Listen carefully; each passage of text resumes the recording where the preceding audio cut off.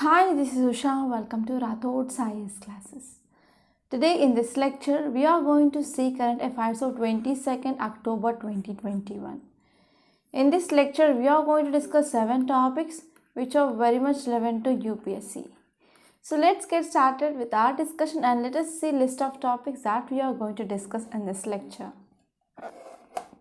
So first topic we are going to discuss about Supreme Court says farmers they have right to protest but can't block roads. So here we need to talk about right to protest and what is the importance of right to protest, and we need to focus on different articles or constitutional provisions regarding this right to protest in our Indian Constitution, and as well as we need to refer some Supreme Court judgments, that is earlier Supreme Court judgments regarding this right to protest. So this right to protest, it is highly in use from last 20 I think from June 2020 onwards. So because of this will be very important from your upcoming mains. And next topic is about Pakistan retained on FATF grey list. So for especially beginners, you need to understand what is this grey list. So what is this FATF, Financial Action Task Force? So now let us try to discuss this, and this will be important from our international relations, and this topic is especially important from your prelims, not from mains. And next topic is about Mirage crashes in MP. So here we need to know some important facts regarding this Mirage. It will be helpful from our defense, which comes under GS paper 3. And about this Mirage, you can expect some prelims based questions. So this article also important for prelims. And next topic is about illegal construction. Okay, illegal construction, it is mainly seen in Assam, especially near this Kaziranga National Park. So we are going to focus on this Kaziranga National Park. So this will be important from environment and ecology, which mainly comes under your GS paper 3. And next topic is about coal crisis. Already we discussed, but there are some important new points which is given in this article.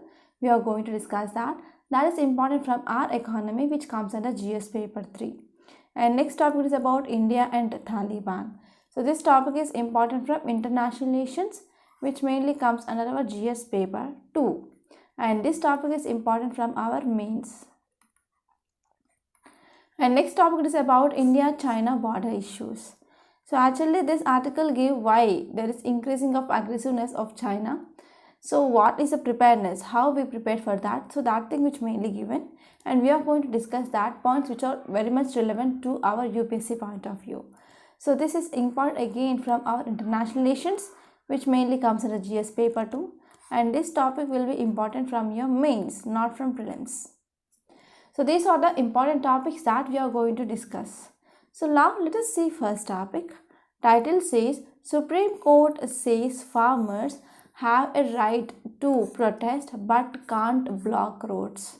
So this article mainly talking about right to protest. So here we are going to focus on this right to protest. We are not going to see so what advocate said, everything we are not going to discuss. We are going to see only which is relevant from our UPSC point of view.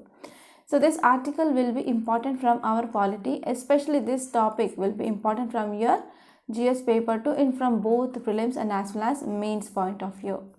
If you see context, it mainly says that Supreme Court said that public roads could not be blocked to hamper free movement even as farmers and the government verbally clashed during physical hearing. So during physical hearing about this in court, in Supreme Court, so there were mainly clashes which happened between farmer and government. So Supreme Court said that public roads, they should not be blocked, right? So public roads should not be blocked. So if you're talking about right to protest, so this right to protest, it is a mainly publicly challenge and force the government to answer fundamental right of people. Okay, so recently because of these 3 farm bills which mainly passed by central government, so from that time onwards there is farmers especially in Punjab, Haryana region, they are protesting against this farm bills. So they mainly says that right to protest, it is a fundamental right which mainly comes under Article 19 of our Indian Constitution. So if you see some constitutional provisions here, Article 19 1 subclass A, you need to know about Article 19 1 subclass B, Article 19(1) subclass C of our Indian Constitution. So if you're talking about this Article 19(1) subclass A, which mainly guarantees freedom of speech and expression. It is mainly guaranteeing freedom of speech and expression. And if you see Article 19(1) subclass B, which mainly assures citizens the right to assemble peacefully. That means right to protest, that to be done peacefully without any arms. And Article 19(1) subclass C mainly says that it assures right to form association for trade unions, or trade unions they can be formed, and this is a fundamental right. So these are the three important articles that you need to remember regarding this right to protest. So if you are talking about this right, Article 19 is not an absolute right, but there are reasonable restrictions that can be imposed. So what are those reasonable restrictions? First one is in the interest of sovereignty and integrity of India. Next one is the security of a state, friendly relation with foreign states, and violation of public order, decency and morality, or in relation to contempt of court, defamation, or incitement of an offense. So these are some important reasonable restrictions that you need to remember, because these fundamental rights are not absolute. So there are some reasonable restrictions can be imposed. So on which grounds? For example, regarding this Article 19, it is about sovereignty, integrity of India, and regarding security of state, friendly relationship between the foreign countries, and violation of public order, decency and morality. So these are some important reasonable restrictions. So if we are talking about earlier Supreme Court judgments regarding this right to protest, so you need to remember two important cases. First one is Ramila Maidan incident versus Home Secretary Union of India. So you can remember like Ramila Maidan case of 2012. So in this Ramila Maidan case, what Supreme Court said? Supreme Court mainly stated that here citizens, they have fundamental right. So in our constitution, Article 19(1) subclass 2 talks about right to protest, that is right to assemble, but they should not have any arms, right? So Supreme Court stated that citizens, they have fundamental right to assembly and peaceful protest, which cannot be taken away by arbitrary action of executive and as well as even legislative. So here it is a fundamental right. And this one is Mazdoor Kisan Shakti Sangathan versus Union of India. It is recent case, that is 2018. Mazdoor Kisan Shakti Sangathan versus Union of India. In this case, Supreme Court upheld that fundamental right to assembly and as well as peaceful protest, but ordered it to be regulated in such a way that it should not cause any inconvenience. So in this case, it mainly says that yes, it is a fundamental right. So right to protest or right to assemble, it is a fundamental right which is guaranteed by our constitution. But here, this right to protest should not cause any inconvenience to residents from Jantar Mantar Road or offices located. So this is the thing which mainly held by Supreme Court in this Mazdoor Kisan Shakti Sangathan case. So now let us try to understand why we need to talk about this right to protest. What is the significance of this right to protest? As an UPSC aspirant, you need to know what is the significance. So if you see significance, firstly I can say, so this right to protest is an essential element of our democracy. Because if there is no right to dissent means here there will be no chance of getting any reforms. So if government come up with any laws, so if there are any concern by people, they can go for right to protest, right? They can go for protest. So if there is no protest means here government can't understand. So what are the problems or what are the issues from people's side? So right to protest, it is an essential element of democracy to bring about reforms and lead to development of our country. And secondly, here protesting against injustice, it is not only a constitutional right of the citizen, but also even it is a moral duty. So it is not a constitutional right, but even it is a moral duty.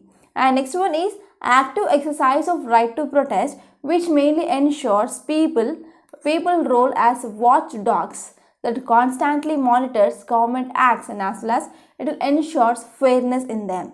So your right to protest, it is a very important because it will help people come up watchdogs and people can monitor the government acts. And next one is it is the biggest weapon of people when government in democratic country becomes unresponsive and also refuse to listen to them. So whenever government which is becoming unresponsive or which is refusing to listen to them, so this is the biggest weapons that can be used by people, that is right to protest. So these are the important significance of this right to protest. And I hope you understand this in a very great detail, right? And now let us move on to next topic. Title says Pakistan retained on FATF grey list. So here it is mainly focusing on FATF grey list. So here this is the one important keyword that we need to focus. So what is this FATF? That is Financial Action Task Force. And what is a grey list? Under this FATF we have two lists. First one is blacklist, second one is grey list. Now Pakistan it is mainly placed in grey list. So why? So we need to analyze this article. So this article is important from GS paper to under international relations. So now let us try to see this topic in a very great detail. If you see context, it mainly says that FATF, Financial Action Task Force, retained Pakistan in grey list again. So again Pakistan it is placed in grey list. So if you see details, it mainly says that here FATF observing that it needed to further demonstrate that investigations and prosecutions they were being pursued against the senior leadership of United Nations designated terrorist group. So FATF says that yes, we need to still demonstrate and we need to go for still further investigations and prosecutions regarding these United Nations designated terror groups, for example LET and as well as JEM, Jaish-e-Mohammed, Al-Qaeda, etc. And Pakistan government had came up with two concurrent action plans, and these action plans with a total of 34 action plan items. So these 34 action plan items that had addressed or largely addressed 30 of the items. So if you see, it mainly says that in the most recent plan of Pakistan, it came up with, it is mainly focusing on money laundering deficiencies.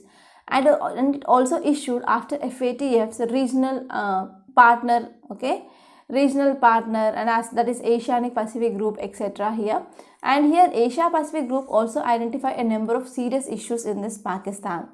So here Asia Pacific Group, which mainly stated that Pakistan, which was doing good and as it is progressing over its action plan that to be taken, it is coming up with new action plans. And because of this, what happened, we can give a chance for this Pakistan. So if you're talking about earlier action plan, which mainly focused on terrorist financing issues, and this action plan mainly dates back to June 2018, and Pakistan was still assessed to have largely addressed 26 out of 27 items. So 27 items they are mainly given by FATF that need to be satisfied. Out of this 26 are satisfied by Pakistan. Not only Pakistan which is present in grey list, but also other countries like Jordan, Mali, Turkey, they are also present in this grey list. So now let us try to focus on some important facts. If you're talking about facts regarding this FATF, it mainly stands for Financial Action Task Force. So this FATF, it is intergovernment body. So this FATF, it is intergovernmental body which mainly established in 1989.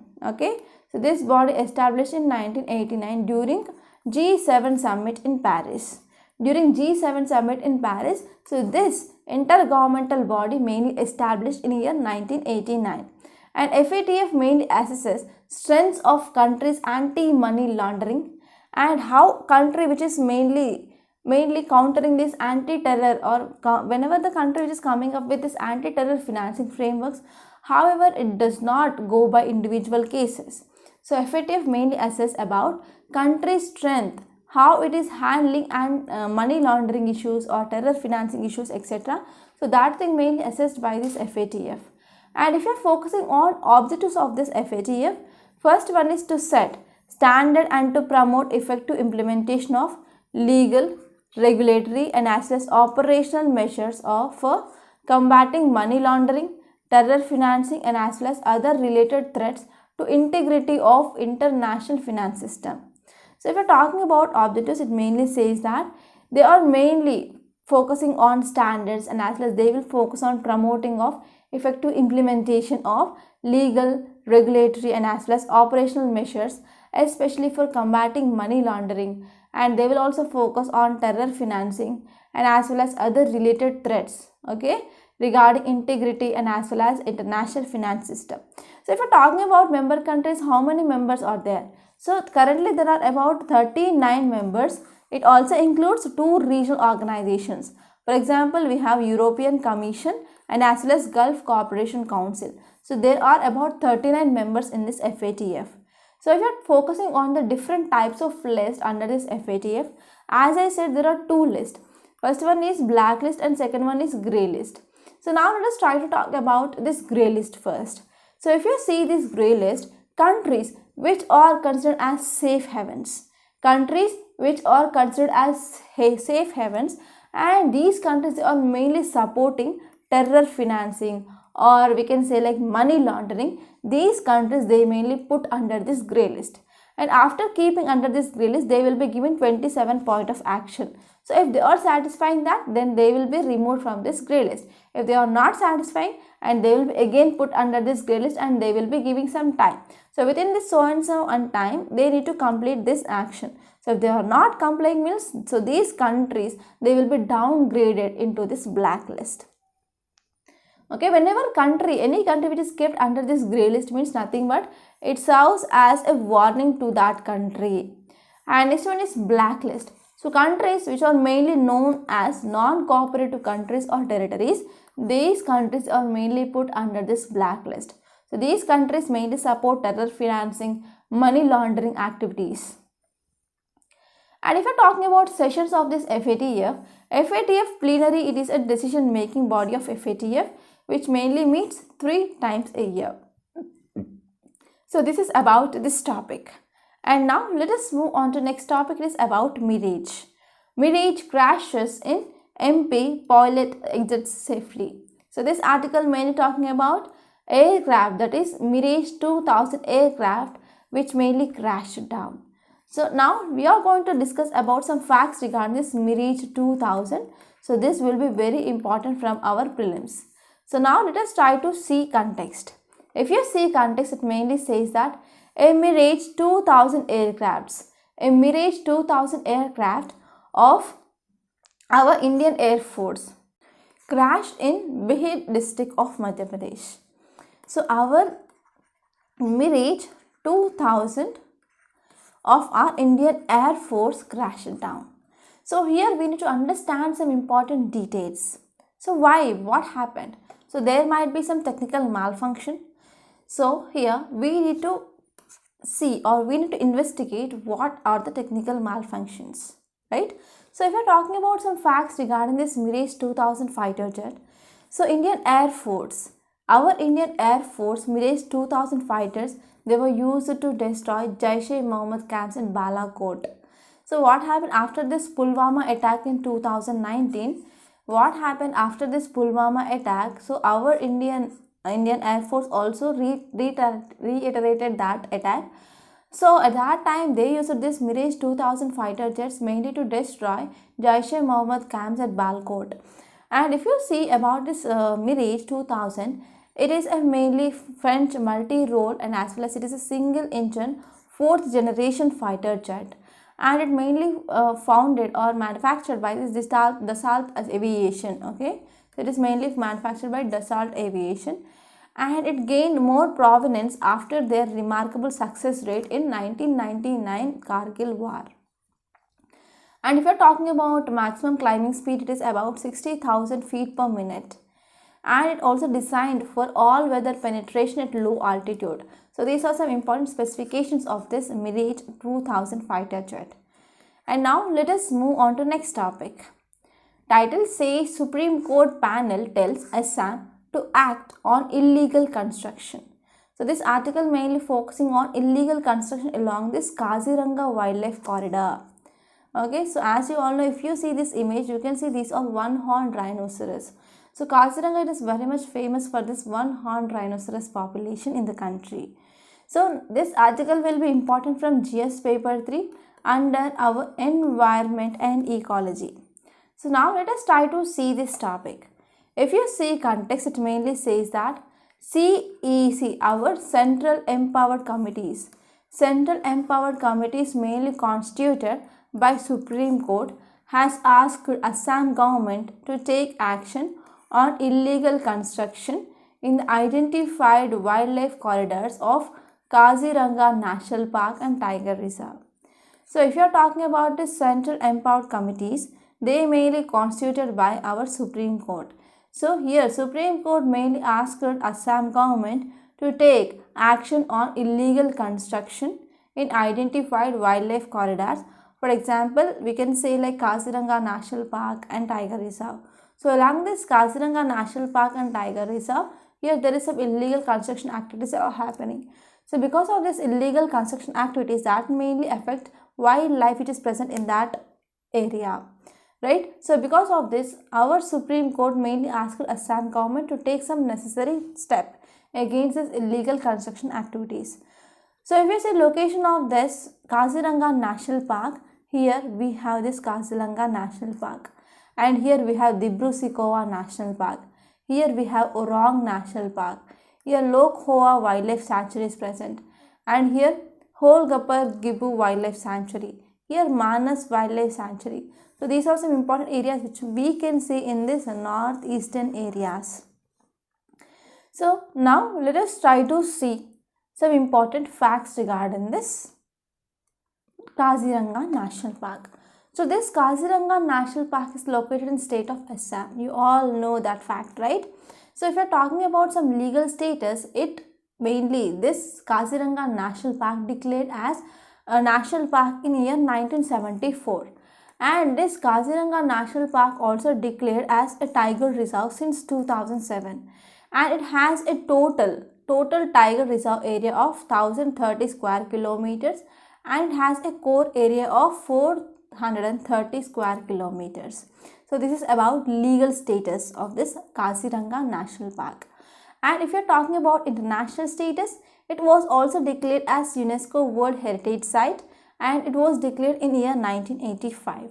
And apart from this, here this Kaziranga National Park also recognized as important bird area by BirdLife International. And if you are talking about important species which are found in this Kaziranga National Park, first one is one-horned rhinoceros. So here this Kaziranga National Park is home of world's most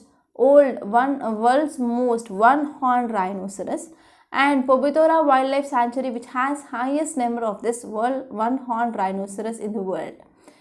And we can see second highest number of this rhinoceros are located in Assam, okay. And next one is we can see like first number it is seen in Kaziranga and second number it is seen in Pobitora Wildlife Sanctuary. And here in this Kaziranga National Park, we are mainly focusing on conservation efforts, especially regarding big four species like rhinos, elephants, Royal Bengal tiger, and as well as Asiatic water buffalo. So these are some important facts that you need to remember. And now let us try to see other national parks in Assam. So if you are talking about other national parks in Assam, they include Dibru-Sakhova National Park, Manas National Park, Nameri National Park, and as well as Rajiv Gandhi Orang National Park. So I also tried to show you locations of this. So this is about this topic, and now let us move on to next topic. Title says need strategic reserves of coal and gas. So here this article mainly talking about coal crisis. So we are facing this coal crisis, right? So what can be the alternative here? So in this context, center mainly asked states to lift or to increase their hydropower output, mainly to conserve the scarce coal supplies. Our power secretary, he said that center asked states to increase, or we can say like to lift their hydropower output, mainly to bid to conserve this scarce, that is less amount of coal supplies here. So this is the thing which mainly said. Actually, if you see some details, it mainly says that at least foreseeable 10 years or so, all countries, especially major economies, they will be dependent on fossil fuels supplies for base load for their grid balancing. So now most of the countries, already we know that most of the countries for their energy, for their electricity, they are mainly depending upon fossil fuel supplies. So in this context, what happened, we should not, okay, India should not or never be able to insulate ourselves from these supply shocks and as well as imported fuel. So we need to be standard, and we should not affect by these supply shocks or decreasing of imports or imports of this coal. So in this context, we need to keep some strategic reserve for these fuels, for example gas, oil and imported coal. So already we are having some we can say like strategic reserves which we come up with petroleum. So there are three important strategic reserves which are present in India. So let me know what are those three strategic reserves which are present in India, especially we will store petroleum there. So India, it is mainly pointed out that 1700 megawatts of power plants which are mainly based on imported coal, okay, but they are mainly facing crisis, like there is decreasing of imports, okay, from other countries. And next one is what happened, they are also pricing very high. So this is a very crunch time, because many countries, they started keeping strategic reserves, because when it comes to crunch, every country will meet first its need rather than thinking about other countries. So because of this, every country, they started to keep their strategic reserves. So for example, Russia has curtailed gas supply to Europe because it want to use more gas, okay, in their country. So because of this, we need to focus on generating of extra power, extra hydropower on this off peak days, mainly to meet demand of current supply or electricity supply. So if you see, in a surge in power demand combined with a fall in imports due to high global coal prices, they have led to supply disruptions, power cuts, which mainly lasting up to 14 hours a day despite record supplies from state-run Coal India. So here this article also says that because of there is foreign imports due to high global coal prices, because of this what happened, there is decreasing of imports. So because of this decreasing imports, that is also affecting production of electricity, that is thermal electricity power.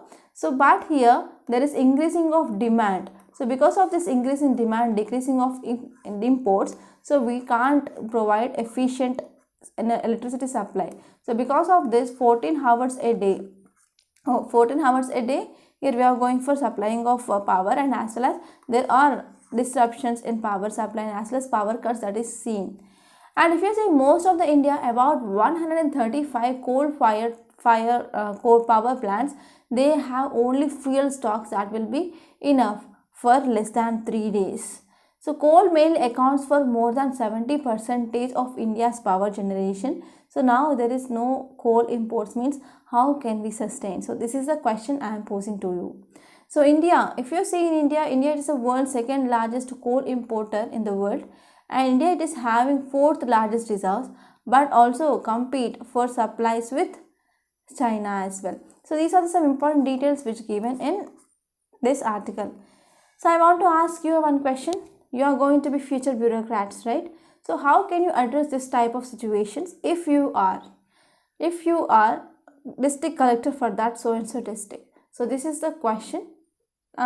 Think it is like an interview question and try to express your views regarding this question. Okay, don't forget about this. And now let us try to see next topic.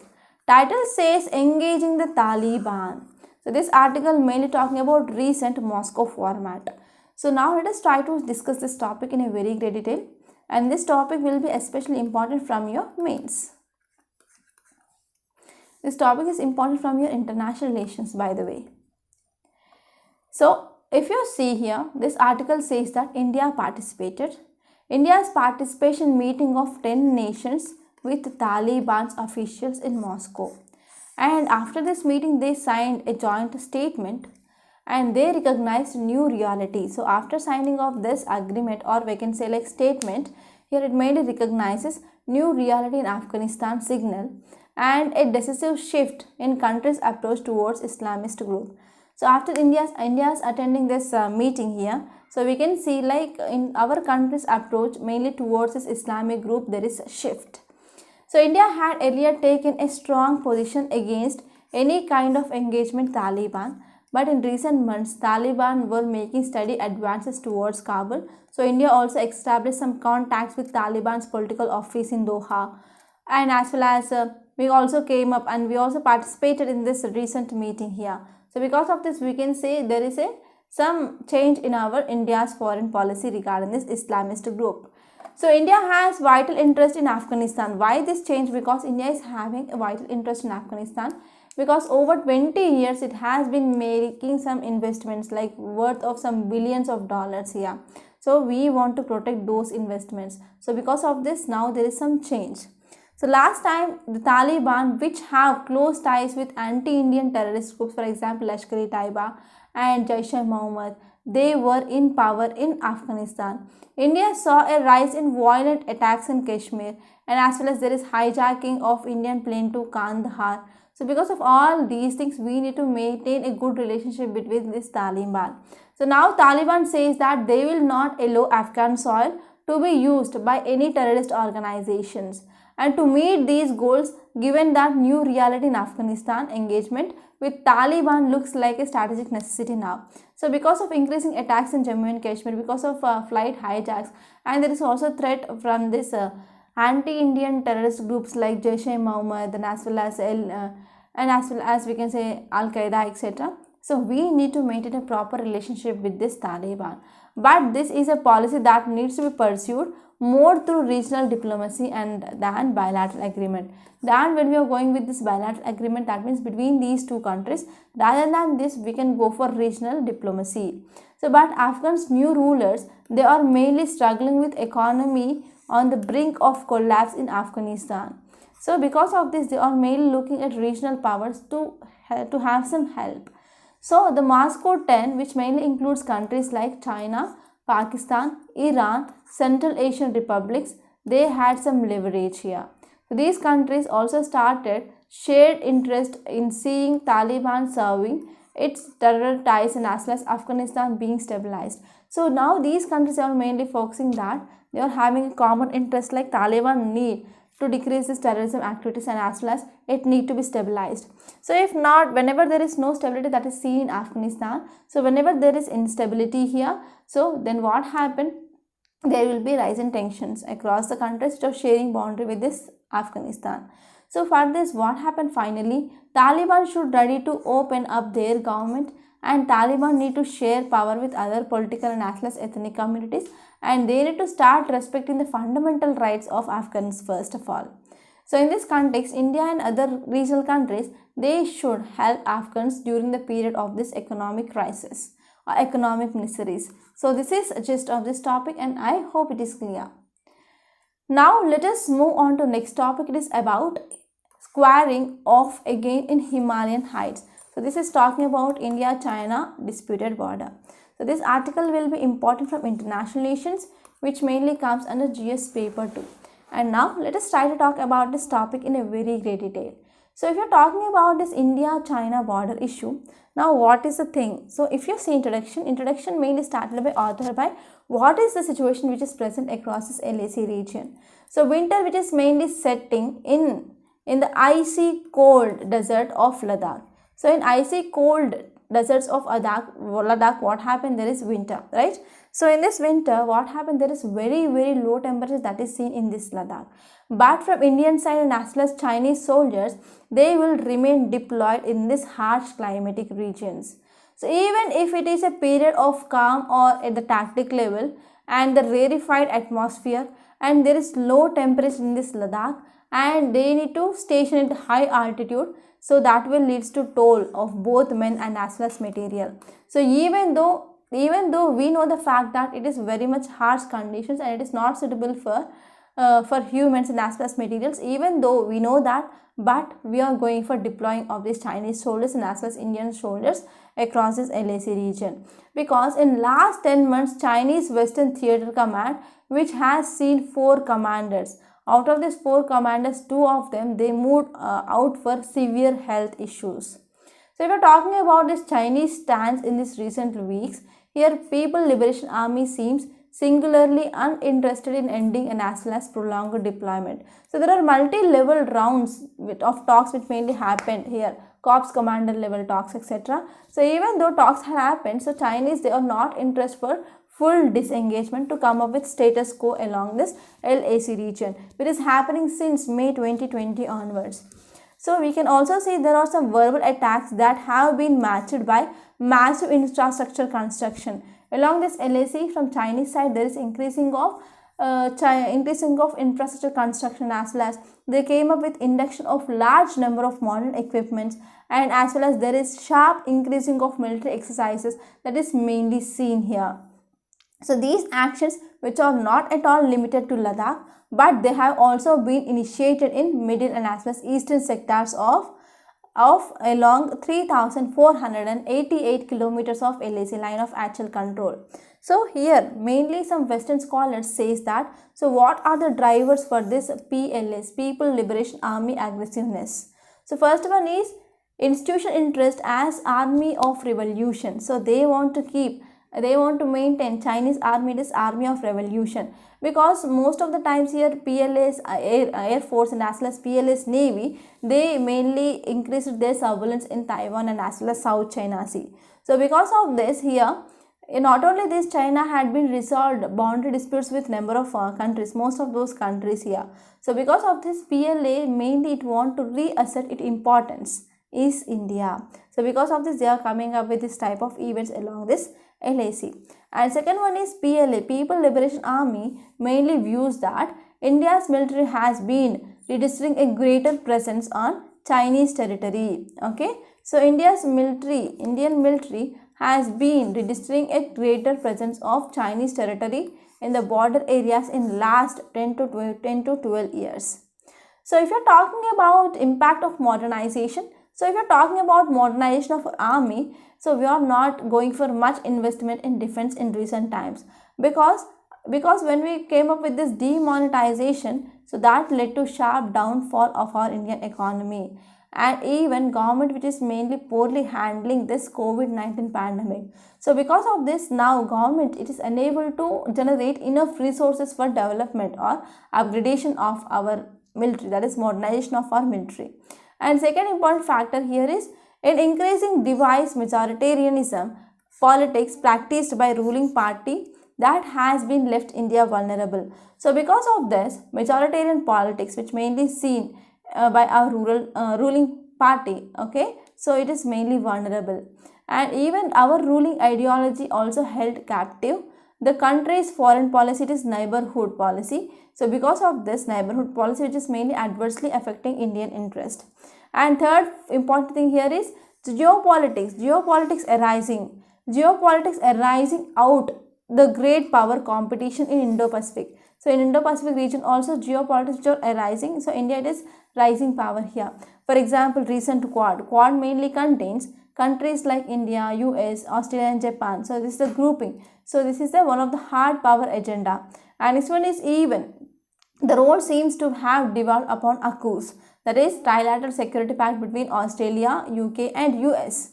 So finally, there is lack of institutional checks and balances on political executive, and as well as which mainly imposes even bigger cost in decision making as well as national security issues. So in this national security issues and as well as decision making power, so there is lack, or we can say there is lack of institutional checks and balances. So these are the some important things which mainly said in this topic. And now let us try to see some important topics in news.